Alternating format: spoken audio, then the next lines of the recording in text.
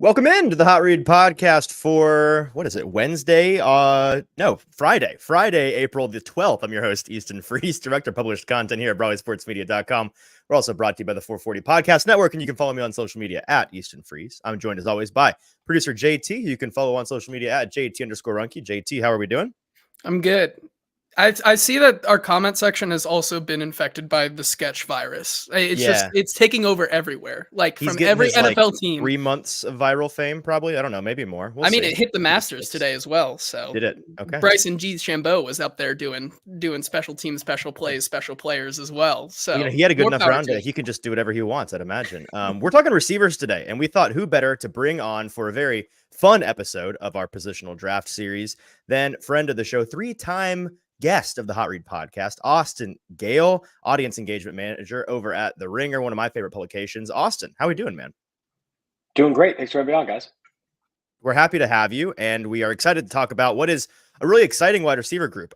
We had you on for this exact episode last year, and it was a fun receiver group, but I don't think it really stands up in comparison to what is a really good group at the top, and also just depth-wise. There's a lot of really fascinating prospects in this draft class, and we're going to be going through our collective top 10 guys today. Before we dive into those 10 guys, I wanted to pose the question, when you're putting together your receiver big board, and we're trying to pick 10 guys to talk about today, who's the guy later down in the draft, a day 2, day 3 guy, where you're like doing the kombucha girl, where you're like, no, if I was being irresponsible, maybe I'd find a way to slip them into this list. Is there a guy that you're really high on that's further on down the draft board? Probably Malachi Corley, Western Kentucky wide receiver, who I feel is a freaky yak player. 70 career forced missed tackles according to PFF. Has one of the better yak profiles when we look at from a production profile standpoint that we've seen enter the draft. I like him a lot. I think there's people who've made Deebo Samuel comparisons. That's a little rich. Sure. But I do think that he is like a fun, gadgety player that maybe there is a chance in the NFL as he's picked in day 2, day 3. He finds a role as this kind of like smaller yak type who's like super physical. That's what I keep coming back to. Like maybe why I want to put him in the top 10 is he isn't a player that is he's very shifty. He's kind of got this like got this like a very like good juking ability, good short area quickness, can avoid contact. But what I like about him more and more is that he runs through contact as well. And that's where people I think do pick up really the Deebo Samuel comps. He didn't crack my top 10. But honestly, after wide receiver 4, 5 in this class, I do feel like you're kind of picking your flavors. People always say that every 100%. year, it's like pick your flavor. Blah. The top of the draft, you're looking for number 1 receiver who can be a legitimate 100, 120 target guy in any offense. After that, and I think there are like 3, maybe 4 guys like that in this class. Others where the range of outcomes is a little bit wider or a wholesale a little bit lower. So when you do get to the A.D. Mitchells, the Keon Coleman's, the Malachi Corleys, the Javon Bakers of this class, where you're like, I kind of like him because he does this, but I don't really like him because he can't do this. You kind of ultimately have to pick what fits into your offense, because I think a big part of receivers having success in the NFL is, can they find a role on your team? Can they find a role in the slot? Can they find a role as the wide receiver 4, the wide receiver 5? What's their special teams ability? Can they play kick return? Can they play kick off? With the new rules, does that change things? With Xavier Leggett, that's something I'm thinking about as well. I do think that after you get past the X amount of wide receivers that have wide receiver 1 top of the market team target share potential, after that, you're kind of picking what fits into your offense. Yeah, that's 100%. I agree that the top 4-ish guys are in a different category, and then it is totally a pick your flavor thing. I love that you mentioned Javon Baker. He was going to be my answer to this question. He's somebody also. Both of the Washingtons intrigue me, Malik and Taj. I think they're both interesting guys on day 3. Let's get to these top 10 guys, though, and we compiled my board and your board and JT's board, and we have 9 of the same guys, so we'll talk about them in a minute. Nice. We each have one that we have to stand in a soapbox for that the others do not have, and I can go ahead and talk about my guy, who's Roman Wilson out of Michigan. What keeps him low on the board, and I think everybody's board, is just the size limitations. He is a slot only, I think. There may be some Y or some Z capability for him, but he comes in really limited both in height and weight, but also just length. 12th percentile arms. So there's limitations in terms of how big of a target he can be, and whether or not he can win vertically. But man, saw him at the Senior Bowl for the first time up close and was really putting on an impressive display there. You watch him go through the drills at the combine, and he's impressive with his athleticism. That he does some things that guys of his size profile you typically don't see. You know, being a hands catcher instead of being a body catcher, being a guy that can win in short area, but I think also does have some versatility with some more of the intermediate routes. And then, you know, it has a little bit more plus after the catch ability than a guy of his size. I just like a lot of what he's done. And frankly, one of the biggest reasons why I have him higher than a lot of folks is that, like, you know, it's hard to love the situation that the passing game that he was in at Michigan. I don't really know whether or not he was tapped out or even close to tapped out in terms of reaching the highest potential. I'm hoping he goes to a place where it's a heavier passing offense. He can be used in a used more often, but also just in a more diverse way than he was in college, because I think that there's some untapped potential there. I like Roman Wilson a lot. He's not in my top 10. I think part of the reason for that is it's a deep wide receiver class. And again, it's kind of a pick your flavor type of thing. For me, what keeps him out of the top 10 is when you talk about range of outcomes, right? He is a slot only player in the NFL, in my opinion. I don't see him being an outside receiver you want to dedicate outside receiver routes and targets and production to. He is going to be someone that at his best, the peak of his outcomes, I think is a very, very, very productive slot receiver. The same slot receiver everyone hoped Hunter Renfrow would be. The same slot receiver everyone hoped KJ Hamler would be. The same slot receiver, you get the picture, right? Like, these guys come out every single year. Oh, he's like 5'10", 5'11", pretty quick, gets in and out of his routes. And I think he could be a really good slot in the NFL. For whatever reason, these guys don't hit at the volume that maybe we expect every single year. Right. Like a Kyle Phillips is a great example of that, right? Yes. They have limited doors to getting on the field, right? To get on the field, I need you to be the slot guy. I need you to win every route, catch everything. You need to be this Wes Welker type that everyone's been chasing since he retired. And it's just a very hard player to be in the league. You have to be in the white right. There's a lot of teams also that are going away from this size in the slot. Like, people want a big slot. I'd rather have an Allen Robinson, or in this year's class, a Keon Coleman working from the slot in my offense, than I would rather have, say, a Roman Wilson or some of these other slot guys that we're going to talk about. That's where I think some of these limitations are. Can he win on the outside? Maybe. Is he going to be someone that every single year I'm looking to replace if he's my outside receiver? Yes. That's the difference. And that's no slight to him. His area, or his tracks, let's call them tracks, not doors, tracks to opportunity. And when I say opportunity, I mean snaps and targets in the NFL is limited. For that reason, I want to take a bet on a guy with some longer arms that's a little bit taller. That's like honestly where I kind of stand with him. That's not to say he's not a good player. It's just that if I'm making this bet, it better be low placed, right? I don't want it to be top of the second round type of bet. I like him actually probably more in the third round. And that's why I think he's a super pick your flavor guy, because the road is really narrow for him. There's a very specific skill set that I think is only good. There may be 5 teams in this draft that are really looking at him as a high third, low second round guy, because they think he would be a particular of particular use in their system in particular. You mentioned like the versatility that a slot only guy can up his stock with. Like, if you can do something else for us, like win as a returner. That I think is a great transition to JT's guy, who's Xavier Legette out of South Carolina.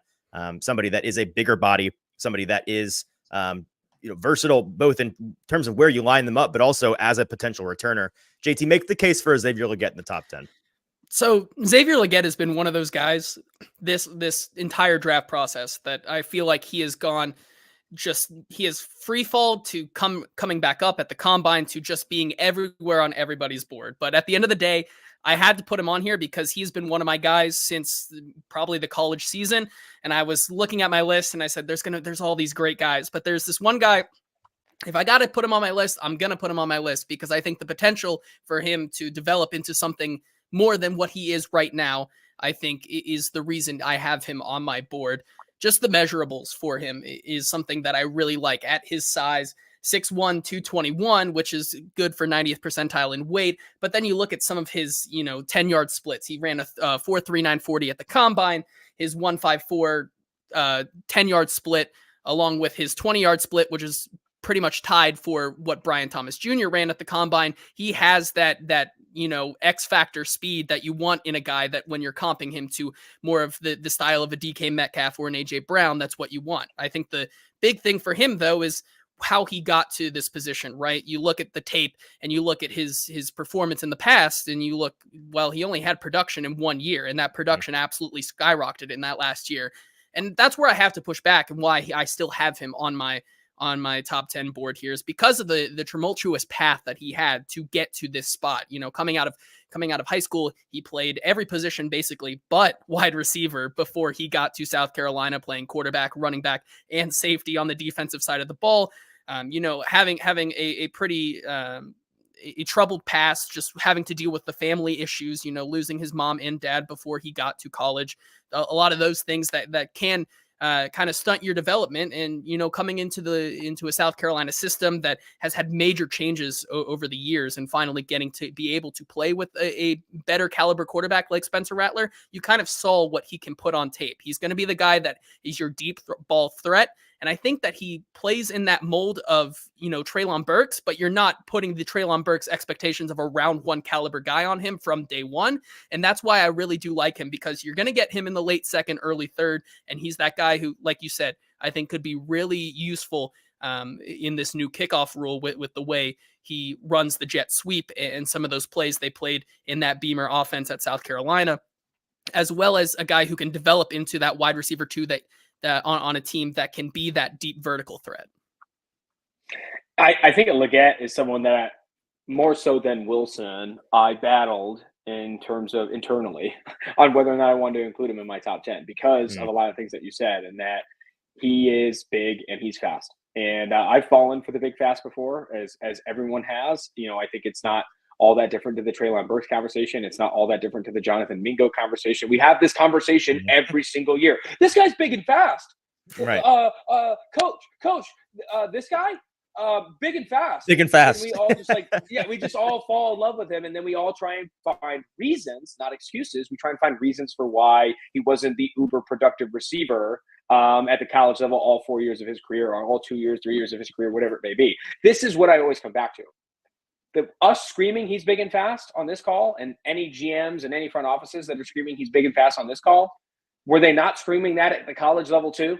Were they not saying he's big and fast too, and he didn't produce, right? I feel the same way about Brian Thomas Jr. I feel the same way about A.D. Mitchell. Brian Thomas Jr. was losing targets out to Kayshon Boutte 2 years ago. Why? He's big and fast. He's big and fast. We keep bringing it up. He was big and fast 2 years ago. Finding the reasons why these guys that are the prototypical size and speed to go into the NFL and be these first round pegger. Listen to Ben Solak talk about any big and fast receiver over the last 5 years. Guy falls in love because big and fast reminds us of who? Julio Jones, Calvin Johnson, these guys that have really hit the peaks of peaks in the NFL at the receiver position. They aren't the smalls. They are the bigs and they are the fast. With Leggett, you mentioned the expectations point. That's how I get on board. You're telling me I get Leggett at the back end of the second, top of the third, and he's going to immediately become this kick returner in the new kickoff rules. Now I'm starting to get convinced. You tell me I got to spend a high second on him in the same way that we had to spend a high second on Denzel Mims and a high second on Jonathan Mingo, all these other big and fast guys. I'm good. I'll let someone else make that decision. I'll let someone else invest. Because here's the other thing, too. When you are drafting these guys that have 1 year of experience, 1 year of legitimate production, how are you committing resources to make sure they hit their high side of variance? Because that's commitment in time, money, whatever it is, and making sure he adds the tools necessary. Are you asking your wide receivers coach, say it's the Chiefs, to work with Leggett at the pace and the intensity necessary to reach his peak outcomes because he's big and fast? Or are you going to say, I still need to figure out Sky Moore. We still don't know what we're doing with this other guy. That it's so much of a development question as much as it is an expectations question. The least of the conversation is how talented he is, because that's the most obvious thing we've got. Dude's big, dude's fast, can make the play with the ball in his hands. He's got frames similar to Cordarrelle Patterson. I think that's a similar comp in terms of how you want to use him. For those players and the receiver position more than anything, we need to constantly think about how are they getting on the football field, who's actually working with them to get freaking better at all the different things you need to get better. And then also that's why every year we go to the combine. You guys were there. I remember meeting you guys up in Indy. We stand in front of these GMs. We stand in front of these coaches, and we ask them what they're looking for. They don't bring up the testing. They bring up the interviews. They say, I got to talk to this guy. Where's his head at? How committed he is to the game? How committed he is to getting better? Is he self-aware of the weaknesses that he has? Do you remember Jalakai Polite, the Florida edge defender, who was like, yeah, I had this meeting with whoever it was. They told me I sucked at a lot of things, and I wasn't ready to hear for it. That guy's not in the league. I'm not saying Leggett is that guy. I haven't heard anything nearly really like that. But this is an example of like this player to reach his peak range of outcomes is going to need some work. Do we have the people in the building that can help him with that? And is he committed to put that work in? You answer both those questions. That's how you vault a guy up to top of the second round with Xavier Legette, because he is big and fast, and this time of measurables do make sense. For me, I had some other guys ahead of him, but I do think he's a really talented player, and I like him a lot. I just want to make sure, I feel like I don't want to fall into the same trap that I've fallen in before, where with a lot of these other big and fast guys, we have to make sure we're asking the question, they're big and fast 2 years ago, why weren't they in the position to having all the success early on? Almost every truly unstoppable NFL receiver is big and fast and good. And when you're big and fast, you feel like, oh, you're almost home, but you have to be good too. Yes, like that is also an important tenet of it. Speaking of big, but not so fast, number 10 on JT and I's board and number 8 on your board is one of the most, like, he's an enigma inside of a puzzle, inside of a riddle. Keon Coleman, wide receiver out of FSU, very big, great size, 86th percentile height, 77th percentile weight, 17th percentile 40-yard dash, had a combine that was not great from a statistical standpoint for his draft stock. But when you watch the tape, he is like the number one that boy nice enjoyer kind of guy to watch. Like, it's just what you see with your eyes doesn't quite match the analytical profile. You have him at 8 on your list, which is higher than JT or I have. Like, make the case for a Keon Coleman in the second round. It sucks that the analysis is that simple, but I do still feel like he's good. He's good at catching the football. And I think that he is someone where when you talk about what are the commitments I'm going to have to make as a staff to make this guy hit his range of outcomes, I feel really good about him coming into the building and already knowing how to play the wide receiver position, like already knowing how to attack the football in the air, already knowing how to win in his way. I think he needs help with obviously some of the short area stuff and some of the quickness stuff. And can we get this guy any faster? Sure. But I think one of the bigger takeaways I had from the combine, him doing the gauntlet drill in the same way that another very fast receiver, Troy Franklin, did the gauntlet drill, and him being the faster of the two, despite running completely different 40s, Troy Franklin being faster and Keon Coleman being a tad slower. Keon Coleman runs that faster because he knows how to catch the football and he knows how to attack the football and he has comfortable soft hands. Troy Franklin is a different story, right? His ball skills are not the same. And I think when I get to this point in my rankings where I already feel like I've hit on guys that can be true number ones, be guys that are demanding the football week in and week out, I start to think about what skill set do I admire? What skill set am I looking for compared to these other guys? And with Keon Coleman, what I keep coming back to is like, man, at least I get someone who can catch the football. If I put him in the slot and I'm not asking him to win on the outside, I'm not asking him to separate on that route tree, and he can just eat underneath and catch everything I throw him and be kind of what Allen Robinson was in the middle of his career. I know that's the most common comp with Keon Coleman. Right. That I'll take it. Right. I don't think Keon Coleman is someone that you're going to draft and then you hope turns into, the Devontae Parker dream fully realized. Right. Maybe Devontae Parker, people forget, Mike Mayock had him as the number 9 overall player on his board. Why was Parker ranked that highly back then? That was 2015, because he got up and could catch the football. He wasn't that fast either, right? It was a big, big difference in how we view the receiver position. Now, we're so far removed from Devontae Parker and maybe scarred from Devontae Parker that we see another Keon Coleman type and we kind of run and hide.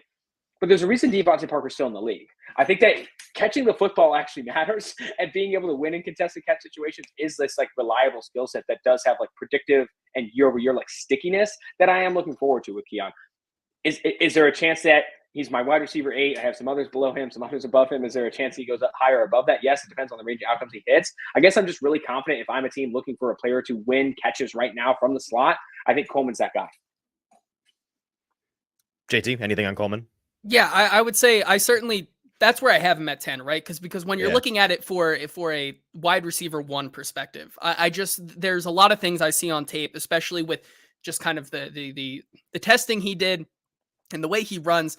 It takes him, once he gets the ball in his hand, he can be that guy who's making plays for you. But as a wide receiver 1 on the outside, the route running ability, I still think needs a lot of polish in his game. So like you were saying, if you're going into the draft with expectations that he is going to start out as a wide receiver 2 or 3 and play that slot position for your team and work and eat underneath, I think that's something that can really work for his game. But if you're like the Chiefs and you want this outside guy, bringing him into that situation right away, I think you're setting him up for failure in that aspect. And I think that's been the conversation this entire draft cycle, is that Keon Coleman has been as high as going late in the first round and as low as currently kind of where he is at the back of the second round. And I think that's kind of what is, once again, with these back guys who are bigger and faster, it's what are your expectations for them right out of the gate? Especially, I think where you look at him right now, there's been a lot of talking about him to a team like the Buffalo Bills, and now with them without Stephon Diggs, well, if you're bringing him in that late first round to be in a Stephon Diggs replacement, I don't think that's going to work out for you, and that's where like a Xavier Legette as well. If you're bringing him in to replace that Stephon Diggs hole, he's wide receiver 2 behind Curtis Samuel. Don't worry about it. you're gonna kind of regret making that pick so high. I don't think these two guys are similar players, obviously in like size, speed, like in terms of a measurables comp, but I feel like it's very similar to how we talked about Jayden Reed last year.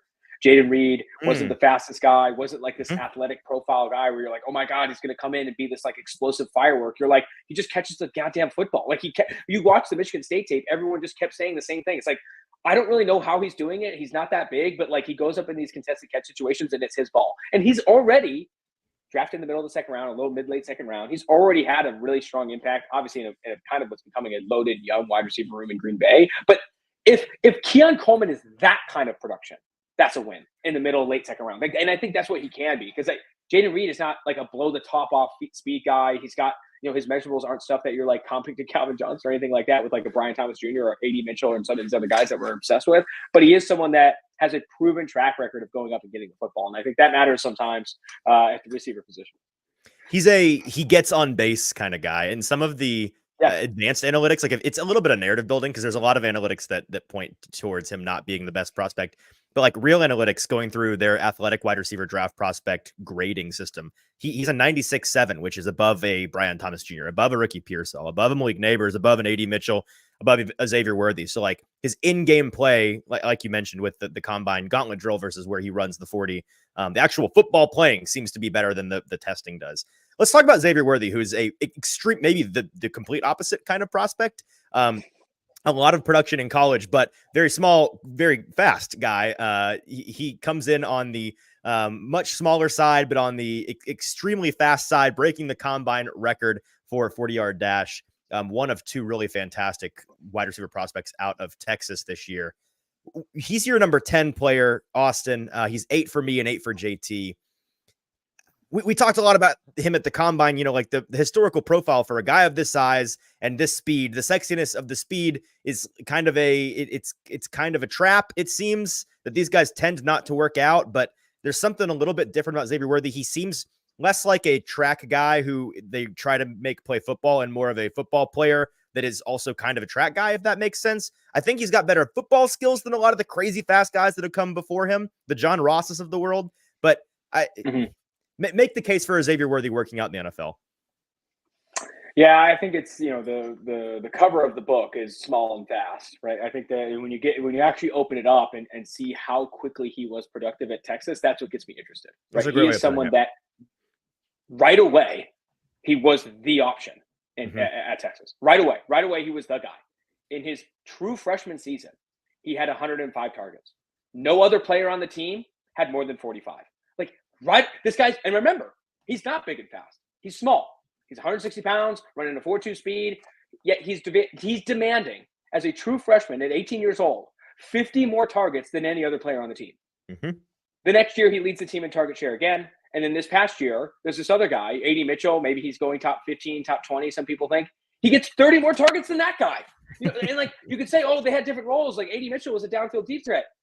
Xavier Worthy's average depth of target was only like 6 yards off of A.D. Mitchell's. Yeah, they played different roles. Xavier's was the one that got the football. So I sometimes how a player is used at the college level and the intensity at which he's used is actually really telling of the kind of player that he is. When you earn targets at the college level, and that's why when you get to like dominator rating and breakout age and all this shit, like it reminds me a lot of Rondale Moore, right? Rondale Moore, as a true freshman at Purdue, was like, give me the football and you'll win the game.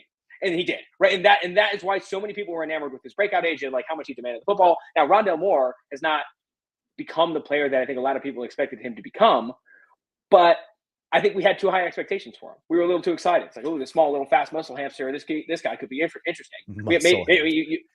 I think that the better expectations for Worthy and where I think maybe he ultimately goes is like exactly what Pop Douglas was able to do for New England, where he comes in and you're like, okay, this guy's got some juice to him.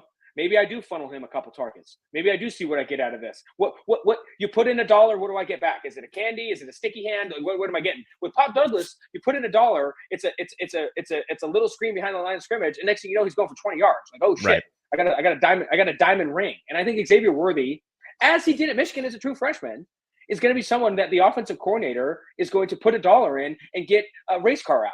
He's going to get the return on investment, I think, is going to be significant. Now, if the 40 time and all that stuff bumps him up to being like a top 40 pick or top, that to me is like a little rich just because he is small. And he's going to be someone that's going to take some hits. He's going to be someone that, 100 targets 3 years in a row at Texas. Obviously, he was able to stay healthy for the most part. In the NFL, it's a little bit of a different game. The wear and tear is different. You play more games, blah, blah, blah.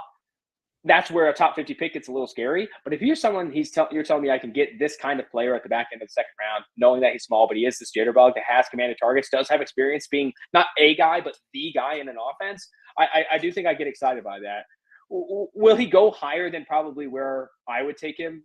Probably, just because of the speed element. But man, he's someone that if he's still on the board in the third round, sprint the card in. I mean, who else do you want to be designing targets to, even if it's just like 3 or 4 or 5 targets a game in his true his rookie season? I think you're going to get a positive return on that investment.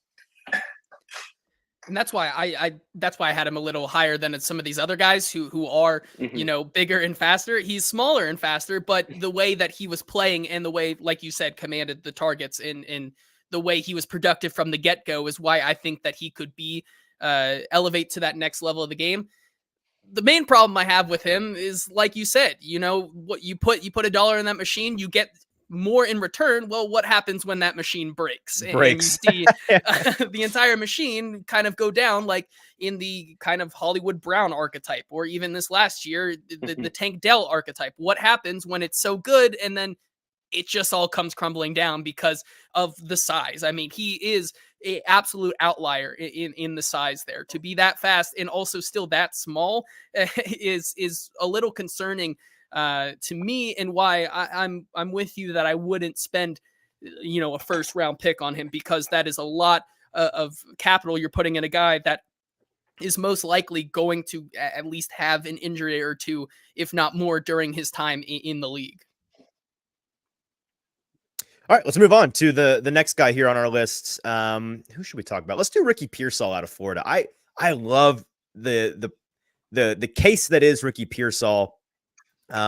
He's a bigger player than Xavier Worthy, but not a big player. 6'1", 190. Crazy athletic though. Crushed all the athletic testing in the pre-draft process. He's a guy that, played with Anthony Richardson last year, but this past season, or 2 years ago, however, not in the greatest of situations. Despite that, what he did put on tape in his final season of college, I like it a lot. And I watch it and I struggle to find the reasons why he isn't higher on a lot of people's draft boards. He's going to go in, I think, a pretty reasonable range right there in that second, third round. Austin, what do you like about Ricky Pearsall? Obviously, the athletic profile is there, right? I mean, he's 93rd percentile 3-cone, that gets me moving. 97th percentile vertical jump. 4.4, low 4.4s is great. I think he's a very athletic player. He's also someone that has really good hands. He's gonna have the highlight reel for the rest of his life. That one catch where he catches it against those two guys and he gets the big blow up. Yeah. I also feel that why I have him say ahead of a guy like Worthy or ahead of a guy like Leggett or Corley or Roman Wilson is I think he can play on the outside. I think he can also play in the slot. I think his pathways to the football field are a little bit wider, right? Worthy, even as good as he is, I don't know if he's ever going to be a true X on the outside. I don't see that happening with Pearsall. I think you could get there. I don't know if that range of outcomes is necessarily super high. I think there's a lot of concerns about, why as in his age 23 season, he's still only getting 87 targets and not cracking 1,000 yards, hasn't had a season over 5 touchdowns. And one thing that I really do think is important in the pre-draft process with wide receivers is count the athleticism once. Okay. Yes, he's an athlete. He was an athlete last year too. And 2 years before that, he was probably pretty athletic. Why have we not seen it put together? And that's so part about this process too, being like a media draft analyst, right? Like people in the media, like we don't talk about this problem enough, but like we aren't in the interview room. We aren't talking to coaches. Most of us aren't, right? We aren't like getting all of the details on injuries, supporting cast, all this stuff. Like, we're probably not going to talk about this player in the top 10, but Jermaine Burton is a prime example. Or like, you turn on the tape and you're like, holy shit, this guy might have something. And then I tweeted out a highlight clip of Jermaine Burton. I get 2 texts from different coaches saying, yeah, stay away from this guy for whatever reason. I don't have to get into it, but like, you don't have all of that information with these guys. And I'm not saying Pearsall has any of that off the field baggage. What I'm saying is we don't know everything. We don't know why it took him this long, why he transferred, why all this stuff happened. All we know is he's a freaky athlete and we're excited about him. We get him into the NFL. Hopefully we can figure out how to make it work. The exact inputs we're going to need to turn Ricky Pearsall into a 900-yard, 4-touchdown receiver at Florida into like a 1,200-yard, number 2 option in the offense. I don't know. I don't know what inputs we're going to need. I know some comps have been thrown out there for Nate Burleson. Nate Burleson would be the high range of outcomes for him, right? That would be like, oh my God, this guy's going to be in the league for like 10 plus years and catch everything that's thrown his way. That would be awesome. For me, he's the flyer you want to take when you have all the information. I'm excited by him. I know his range of outcomes is going to be wide receiver 1, wide receiver 2 material. He could even go into the slot. That's what makes him different. Better understanding the tattoo where he spells out humble with a deck of cards. Like those are the questions, man. I need to know. Yeah, that's what I need to know. I just need to know these little pieces. I need to understand the pieces of the puzzle. Fair. Yeah, I mean, he is my version of, I guess, when watching him on tape for Easton's That Boy Nice Coleman. Like, I love watching Ricky Pearsall. Just the ability, the route running ability is crisp. It matches everything with the athletic. Like you said, it's going to take the perfect situation for him to really be that wide receiver 1. I think in Mel Kiper's draft to the Titans, they selected him to the Titans in round 2. I don't know if that really works out in the way that you want it. And now learning behind a DeAndre Hopkins and Calvin Ridley, maybe that is the right situation for him. But currently, I just don't see the puzzle pieces fitting there.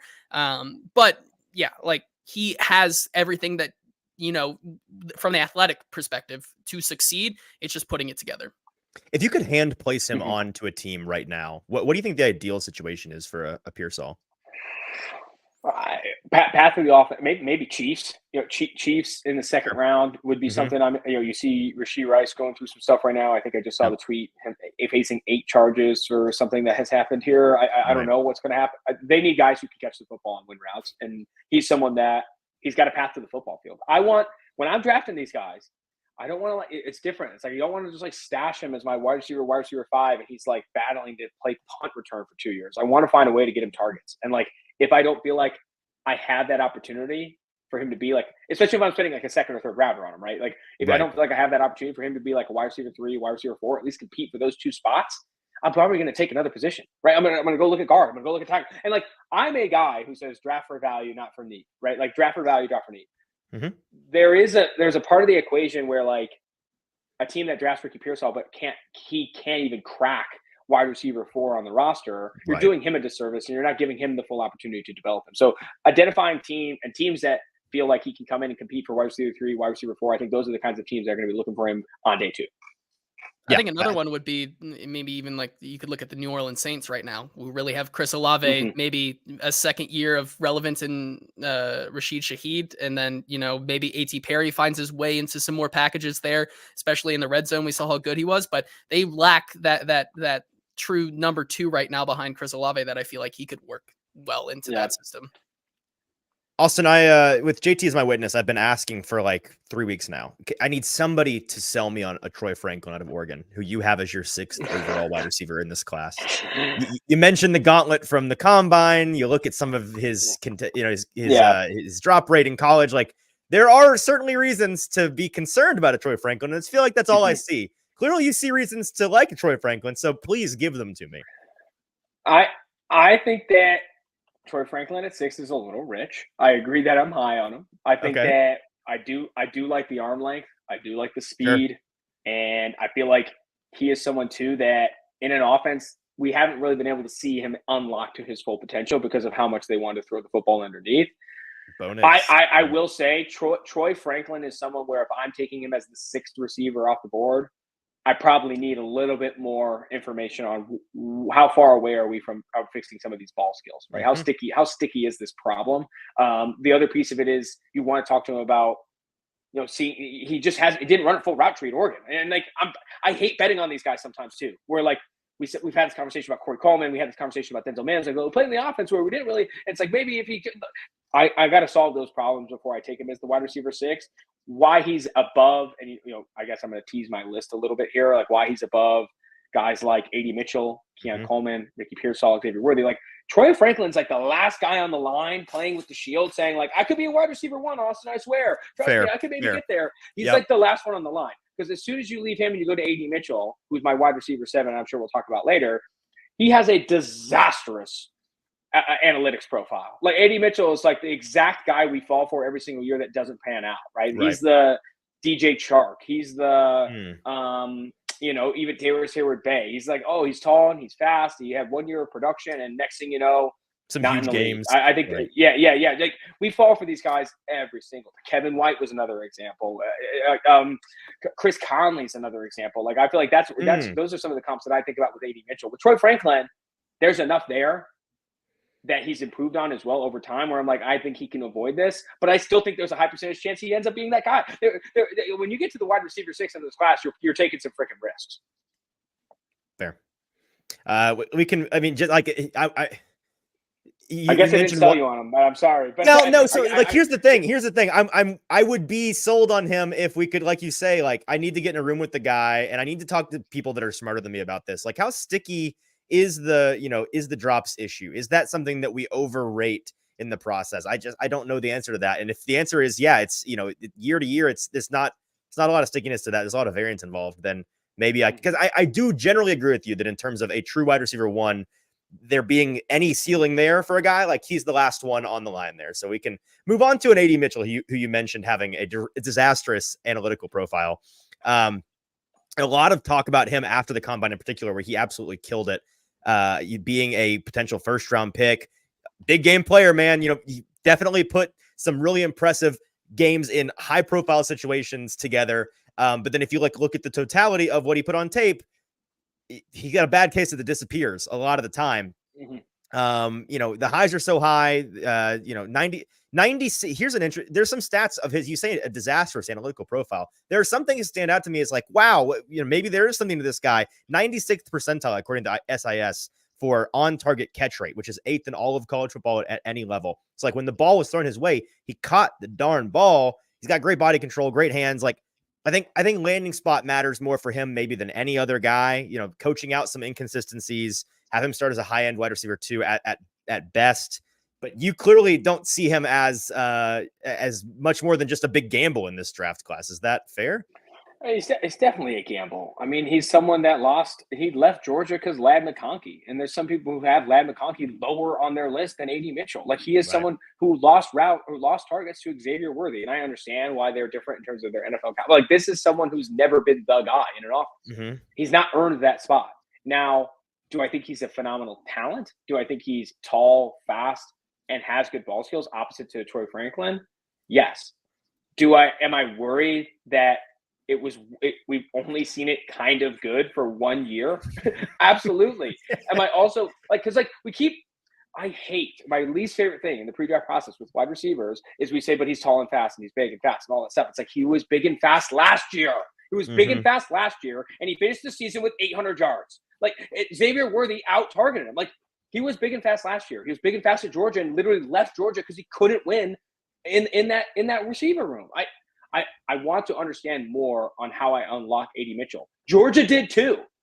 Texas probably did too. He just needs to play with an epic quarterback, Austin. Quin Ewers and Stetson Bennett aren't cutting it. That's the issue. No, maybe that's it.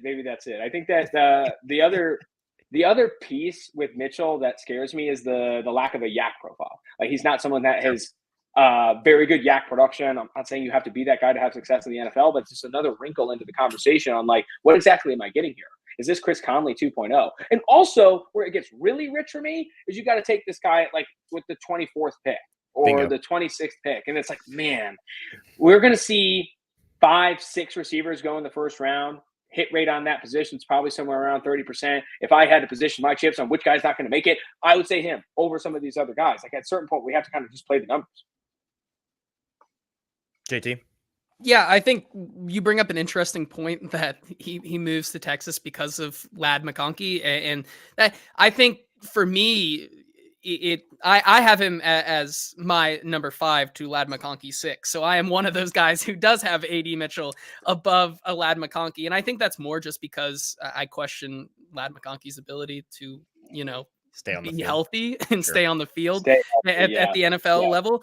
I think that is the thing, right? The big playability downfield is something that I think a lot of teams are going to look at AD Mitchell over Ladd McConkey and like more about the opportunity to do that. And that's why he's going to maybe go higher than a Ladd McConkey. But I think it's so situational with these guys that all of them are in this, outside of the top 3 are going to bring such inherent risk that you really just have to hone in on your guy and want to stick with him. And this is a kind of a class where once you have your guy, like you have to put the chips in. You have to put the work in to make this guy the high ceiling of what he could be.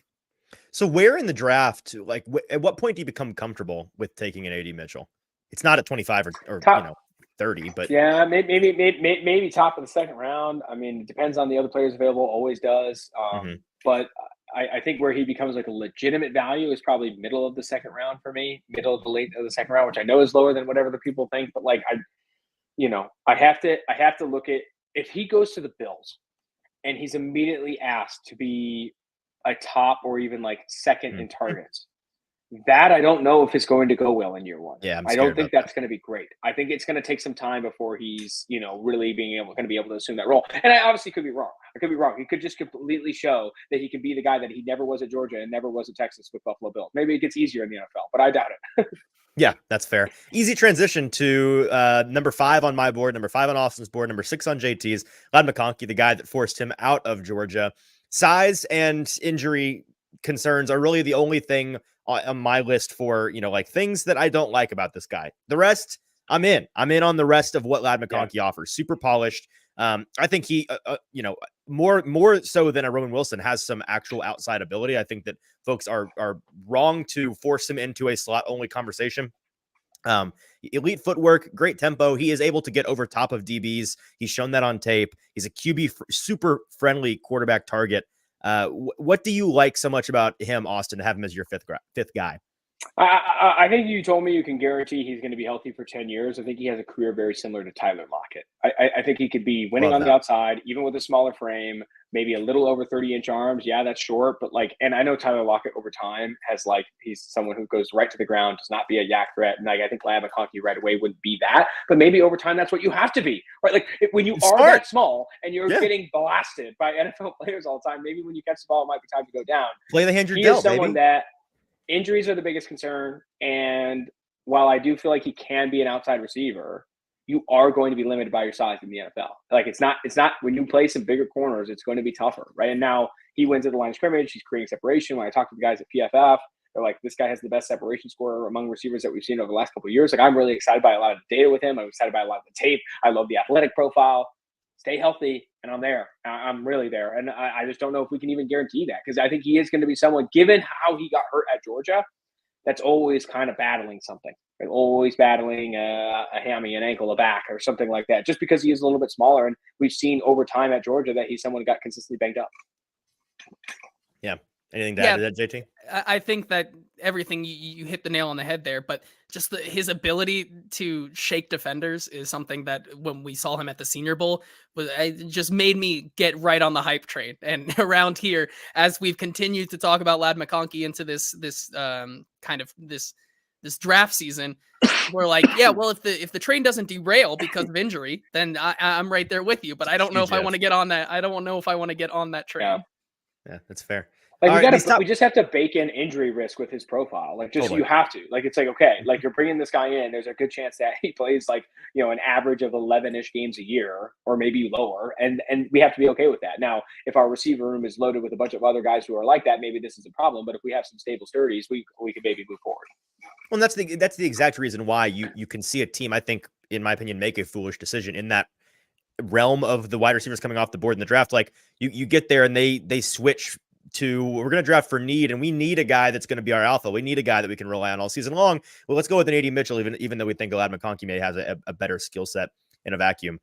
These top 4 guys we're about to talk about are the consensus top 4. They are all of our top 4s. We have them in a slightly different order, but everybody's 4 is Brian Thomas Jr. out of LSU. The other guy from Louisiana State University this year, expected to be a mid-first round draft pick.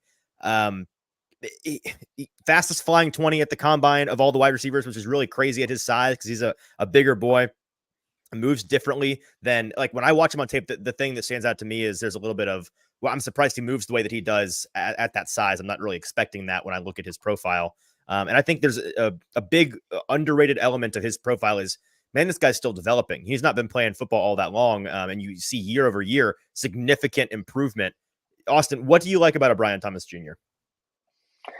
Big, fast. And I think that this year wasn't that he got more opportunity as much as it was, I think he just got better. And Earned it. Obviously you still have Malik Neighbors there, who was the leading receiver for LSU this previous year, and still demanded a lot of targets in that offense, right? There were still plays clearly drawn up for Brian Thomas Jr. to be the guy, even though, yes, they're different players, but offer similar top speed, offer similar deep threat ability, all those things. The fact that Brian Thomas Jr. was able to go toe-to-toe with Malik Neighbors and still put up a 1,200-yard season, I think is really impressive. Where I'm worried is last year, in terms of target share, Kayshon Boutte and tight end Mason Taylor both had more targets, and Malik Neighbors had more targets than Brian Thomas Jr. Mm-hmm. As a true freshman, that list goes up to like 5. Trey Palmer had more targets. J. Ray Jenkins had more targets. Jack Beck had more targets. This is a player that did not break out in terms of his developmental curve until this previous year. True. Can you confidently say, given the tape, given the conversations you have with his coaches, given the conversations you have with him, X, Y, Z, all this additional information, can you confidently say that this is an upward trend that he's continuing to build on? Or is it something that is more of a one-year wonder? I think with the tape alone, and having not talked with Brian Kelly and his fake accent or anything, I feel like we can confidently say Brian Thomas Jr. is someone who's on the way up. Right. Does he still need to get better at a lot of things? Would I like to see him work the intermediate and the short better? Sure. All that stuff can get better. He's still learning his body and still learning his frame and still learning how to get better. I come out of an interview with him and feel confident that he's going to hit that high side. I don't think he's going to turn into this other big, tall guy we drafted at the back end of the first or middle of the first that doesn't pan out. I think he can actually hit that. You have to still say out loud he's a project. You have to. You cannot pretend Brian Thomas Jr. finished deal in this thing where I feel like the prospects kind of maxed out is Rome Odunze. Ooh, I do think he's still getting better. Well, wow. Like Rome Odunze is someone like, if he's as good as he was at Washington, that's probably what you're expecting in the league. I don't think he's someone that's like transcending and still rising. He's someone that over time at Washington was that guy and got to this level. With Brian Thomas Jr., you have to be saying out loud that, yeah, we know that it might not be perfect right away. And if you can say that and you can commit the resources necessary to improving it, it's kind of the theme of this show.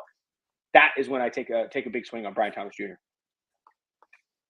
And there are so many teams just like where he's currently projected between like that number 12 and number 20, where you look at a scenario like maybe the Bengals, if they somehow try to load off of T. Higgins and get a consolation prize in a Brian Thomas Jr. to learn in that system, or, you know, the Jags, who even signing a Gabe Davis still could use another wide receiver in that room to make up for a Calvin Ridley. There are so many teams in that tier there that I feel like Brian Thomas, they're looking at him as like you said, maybe a more of a project, but a guy who is transcending and could fit, you know, maybe a wide receiver 3 role in his first year, but has the opportunity to make a lot and command a lot more in an offense.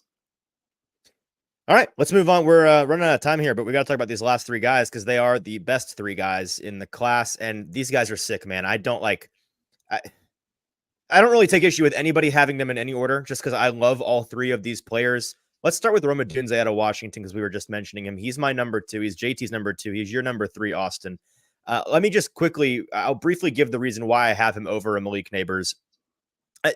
I heard Dane Brugler the other day mention, you know, he said there's no such thing as a can't miss prospect, but the nicest thing he could say about Rome Odunze is that barring injury, he doesn't see a world in which Rome Odunze isn't a really productive NFL player. And I think that's a perfect way of describing him. I think that he's a more traditional receiver than a Malik Neighbors.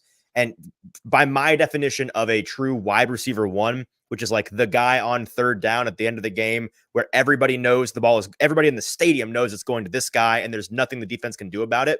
That's a wide receiver like Rome Odunze to me. I see a versatile skill set. your colleague over at the Ringer, Stephen Ruiz, talks all the time about how like deep ball accuracy is a wide receiver stat, which I tend to subscribe to. There were plenty of times on tape this year where he was having to bail out a Penix.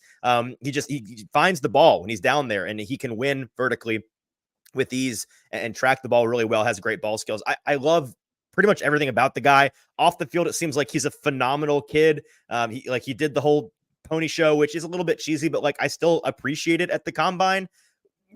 What is there else to love about Rome Odunze? Have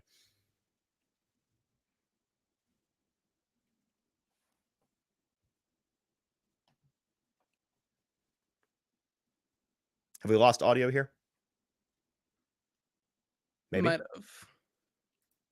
Let's see. I think we've lost Austin's audio. Let's JT, you can give your thoughts on Odunze while we try to figure this out real quick. I said a lot about. Oh, hold on. There. Ooh. Fix it. Hello. I tried to, but maybe from that side. Maybe try from your side. I don't know. Can you hear me now? Hello? Yeah, there he is. Perfect. Okay, perfect. Go ahead, Rome Odunze. The reasons I like Odunze for him being wide receiver 3 and not wide receiver 2 is actually very similar to what you're saying. And that, like, okay. I do think it's very difficult to think of a world where Rome Odunze isn't a productive player. I think that there's a higher percentage chance Malik Neighbors is a phenom than there is a higher that same percentage chance than Rome Odunze to be a phenom. That ceiling, right? Now, bust potential is probably higher with Malik Neighbors than it is with Rome Odunze. And that's like that's the pick you're making, right? Like for me, I'm looking at the top of the first round. I kind of want to swing a big bat. I want to go chase a nuke. I want to go chase something that's going to change the way my team operates for the next like 5-10 years. With Rome Odunze, I understand that there's a higher percentage chance that this guy's like a solid wide receiver 2 for a long time. The comp I had for him was Miles Austin, which like when Tony Romo was healthy and he was healthy, he was one of the better, more like complete receivers in the league. And I think that's how good Rome Odunze can be. I just think that, you're splitting hairs there. It's like Rome Odunze is the guy where I think there's a really good chance he's a solid wide receiver 2. I think there's a better chance Malik Neighbors is like a phenom game-breaking type of talent. Whereas at the same time, I think Malik Neighbors, there is this higher percentage chance that he's not someone you're even having in the offense in a couple of years, right? Like there is that like higher range of outcomes. So you have to pick your poison there too. Where are you at in terms of your job security as a GM? Are you like, do you feel like you can take this swing from Malik Neighbors, or do you just need to get a hit? Do you need to get on base? If you're a GM or you're a front office that needs a freaking single, I think Rome Odunze is your player. If you're a front office that has the leeway to maybe get a little extra grip on the bat and try and take one deep, then I think you go for Malik Neighbors or obviously Marvin Harrison Jr. That's right on the head there. It's like as the game kind of, we see these absolute phenoms in Tyreek Hills of the world and Justin Jeffersons, who they can play all over the field, east to west, every blade of grass. They can run whatever you need to. That is what Malik Neighbors and by transition also Marvin Harrison can be as well. Rome Odunze is that guy, like you said, and that's why I have him at 2. He's the little more safer prospect for me, and I think that he fits every box of a prototypical wide receiver 1, and taking everybody else away, he would be the wide receiver 1 if not for a Marvin Harrison or a Malik Neighbors in this class. Any other year, I think Rome Odunze with a bullet would be wide receiver 1. It just happens to be that there are some athletic phenoms in this class alongside with him. Hey, by the way, just another thing I had written down. He had a broken rib and punctured lung in September, which I don't think people know, but he put up that incredible season despite those injuries and never missed a snap. And the last thing that I had written about him, which is another reason why I have him high, is I see him as pretty scheme independent. Like I think that the fact that he can line up anywhere, the fact that he can fill pretty much any role, I don't see him having an issue being at least a competent average player in any role on any team. I think that makes him a pretty universal plug and play guy for any team. But let's talk about Malik Neighbors, who is your number 2, Austin. And I agree wholeheartedly. The upside here is ridiculous. We've been hearing for a month or so now that some teams have him as their wide receiver 1. And I don't think that's really a lot of smoke as much as it is just true. I would not be shocked if that's the case. And I won't be that floored if if the right team is there and, he ends up going ahead of Marvin Harrison Jr., it's not going to blow my brains out of my skull the way that some other situations would be with a 1 and a 2 kind of guy. Explosive dynamic are the words that come to mind. He led the entirety of college football in yards per route run last year. The only thing I have is there any concern with him being able to consistently win on the outside? Give me the case for Malik Neighbors. Yeah, I would be kind of shocked if he is ultimately picked over Marvin Harrison Jr. I think the team that would be making that decision would be really sticking their neck out there and taking a pretty significant risk, or working off of information we simply don't have, because we know that we don't have the combine profile. We know that we don't have the athletic testing, whatever. The tape is the tape, and Marvin Harrison Jr.'s tape is an arm, a leg, maybe a full vehicle better than what Malik Neighbors put out. So if you were picking Neighbors over Marvin that's Harrison why you Jr., think that, then that checks out. Yeah. If you're picking Marvin Harrison Jr. over Malik Neighbors, you're having a piece of information I don't have, or like you're just seeing something different. Now with Neighbors, why I really like him and why he's my wide receiver too is this guy could be a Jamar Chase level impact. This guy could be like there was some times where I wrote down Debo ? Like with the yak stuff and like how he also like how he runs through tackles, and sometimes I'm like there are times where with Malachi Corley, I feel like on tape would run through contact. Neighbors was more often running away from contact and leveraging speed. But even when he was making contact, he was a guy that was getting through players. He's a tough player. He's a gritty player. Winning on the outside too, my process, I'm interested in how people watch these guys. I do think that there's people where their process is to watch every target, watch every route with this guy. He is someone that is always open, in my opinion. When you turn on the all 22 and you look at that wider angle and you watch every single route he's running, he is someone that doesn't take a playoff. That's the only receiver in this class where I wrote doesn't take a playoff was Malik Neighbors. And I take that when you're watching every route of every guy, you see guys who are like, okay, he's obviously not in the, he's not in the play here or not in the concept. He's going to take this one off. Malik Neighbors is just like running full speed all the time. That is what excites me. Crazy how motor. He misses or how we miss here is, it's still someone that I think is a very young player and needs, as he gets to the NFL, you're going to be working with different caliber defensive players. And I think that's oftentimes the curve. But man, in terms of like the raw ability he has, Mike Renner, my former podcast co-host, he's like Jalen Waddle stuff. Like he can do a lot of things that other guys can't. He moves different. Why does Jalen Waddle not lead the league in receiving every year? Because there's these other little things with the wide receiver position that I do think you have to iron out. One of them being injuries, but a moves different guy, I'll take him. I want moves different on my team. Yeah, he always on tape he looks like a guy that's constantly playing flag football to me. Like the way that he bends away from the defender. Like I think that's a good point of yours. The way that he is more often avoiding contact than running through contact. Let's talk about the guy that you think is a whole vehicle better than Malik Neighbors and Marvin Harrison Jr., who I have written down like despite a downright horrible quarterback situation last year, still really crazy productive. He's got the full diversity of skills, exceptional ball skills.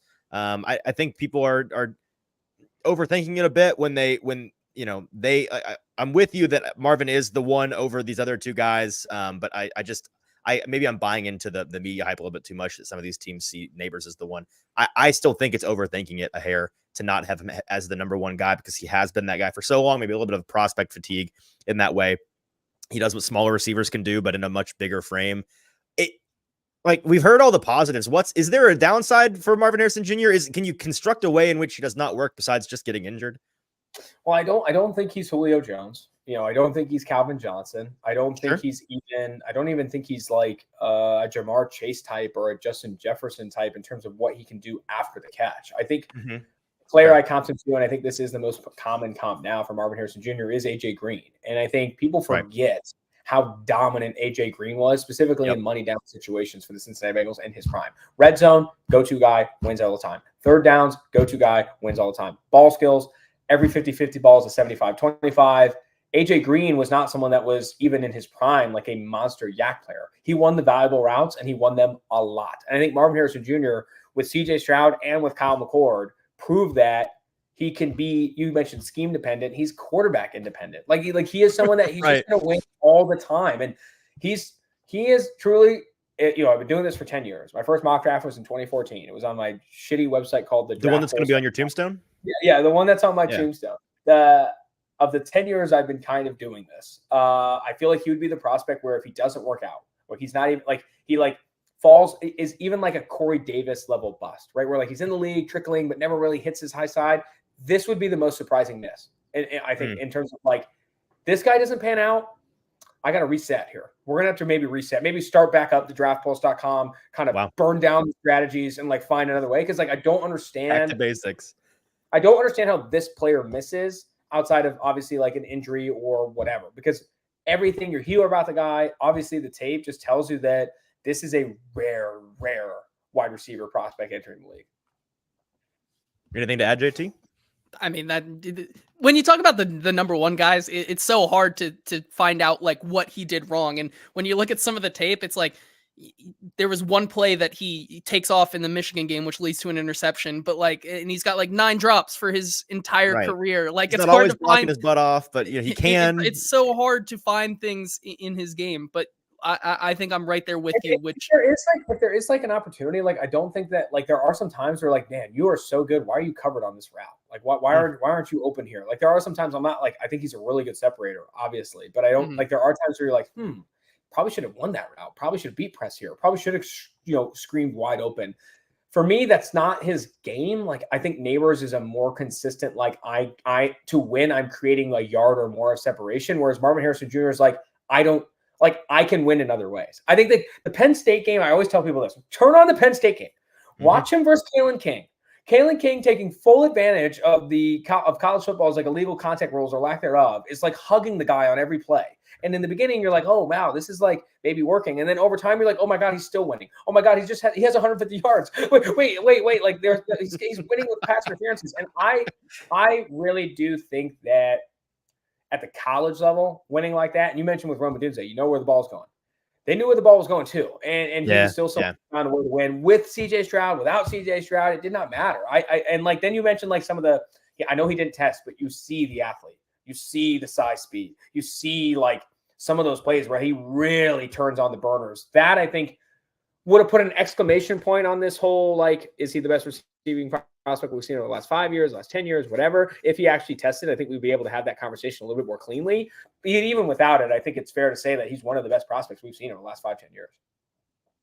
That'll do it, man. That is the top 10-ish wide receivers in the 2024 NFL draft. Austin, thank you so much for spending the time going over this with us. You are fantastic at what you do, and I recommend highly to everybody that is listening, go check out his work over. I know this draft season, you've been all over the Ringer NFL football feed, the podcast feed. You're writing articles about Dune 2 buckets and every saw trap ever, which I think is hilarious and amazing, and you do an awesome job, so thank you. I appreciate it, guys. Thanks for having me on. All right, we'll be back on Sunday talking through all of the linemen in this draft class with Stoney Keeley. If you're a friend familiar with our show, then you know he's a friend of the show and he's fantastic at what he does. So we'll keep trucking along just 2 weeks from today until the draft starts. We got a lot of ground to cover. Until then, for producer JT, I'm your host, Easton Freeze. This has been the Hot Read Podcast. We'll talk to you in a couple of days.